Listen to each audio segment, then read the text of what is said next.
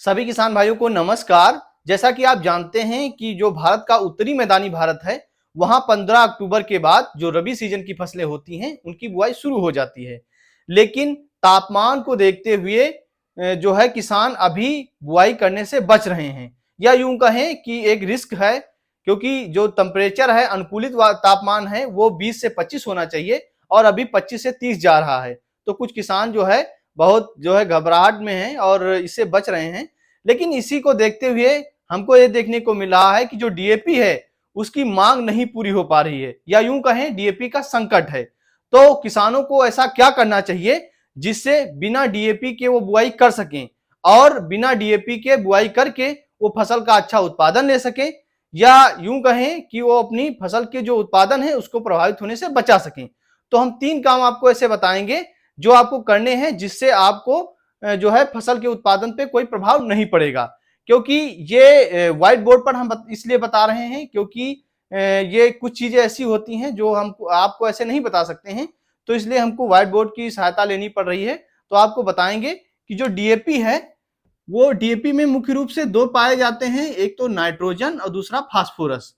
अगर बात की जाए नाइट्रोजन की, तो नाइट्रोजन जो होता है वो घुलनशील होता है, यानी वोलेटाइल होता है, यानी पानी में घुल के एक स्थान से दूसरे स्थान तक आसानी से चला जाता है। तो क्या होता है कि अगर फसल में हम बाद में भी नाइट्रोजन देते हैं, तो पानी में घुल के पौधों तक आसानी से पहुंच जाता है और पौधे उसको आसानी से ग्रहण कर लेते हैं। लेकिन वहीं जब बात आती है फास्फोरस की, तो एक दिक्कत है। फास्फोरस हाईली जो है रिएक्टेड है और बहुत जल्दी रिएक्शन करता है, लेकिन ये नॉन वोलेटाइल है, यानी एक जगह से दूसरी जगह ये आसानी से नहीं जा पाता है। तो यहां पर यही दिक्कत आती है। तो इसकी वजह से क्या होता है, जब हमारी फसल खड़ी होती है तब हम पौधों को जो है फास्फोरस देने की कोशिश करते हैं, तो पौधे उस तरह से उसको ग्रहण नहीं कर पाते हैं। आप ये बात भी जानते होंगे कि जो डीएपी जो फास्फोरस है, उसको पौधे एक बार में ग्रहण नहीं कर पाते हैं। यानी अगर हम जब फास्फोरस देते हैं तो वो कुछ ही मात्रा जो है उसकी पौधे ग्रहण कर लेते हैं, बाकी मात्रा उसकी मिट्टी में पड़ी रहती है। तो इसी को देखते हुए हमको 3 ऐसे काम करने हैं।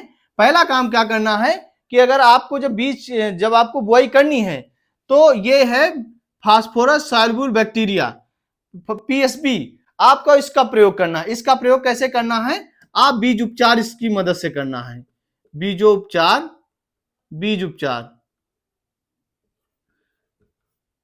उपचार करना है, फास्फोरस सॉल्युबल बैक्टीरिया के माध्यम से बीज उपचार करना है। दूसरा क्या करना है? माइकोराइजा,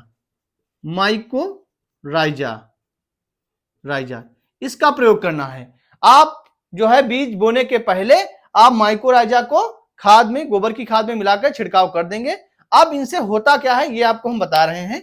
जो पीएसबी है, होता क्या है कि जब हम ये सतह है, ठीक है, अगर जब हम डीएपी देते हैं, तो जब डीएपी देते हैं तो डीएपी जो है ये पृथ्वी की सतह से, पृथ्वी के जो भूमि है उसके कणों से रिएक्शन करके ये कठोर हो जाती है और ये इसकी कुछ ही मात्रा पौधों को ग्रहण होती है।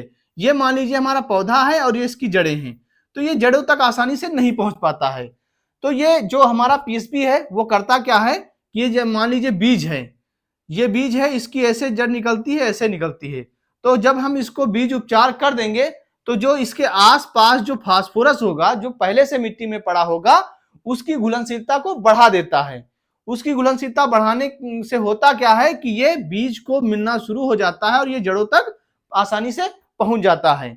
दूसरा, अगर हम बात करें माइकोराइजा की, तो जो माइकोराइजा होता है वो उसके जो अवशोषण करने की जो क्षमता होती है उसको बढ़ा देता है। तो ये 2 ऐसी चीजें हैं जिनको करने से हम डीएपी की खाद अगर ना भी डालें तब भी हमारा जो उत्पादन है वो प्रभावित नहीं होगा। तीसरी बात आपको क्या करनी है कि जब भी हमको डीएपी उपलब्ध हो, तब हम गहरी सिंचाई के साथ डीएपी का छिड़काव करें।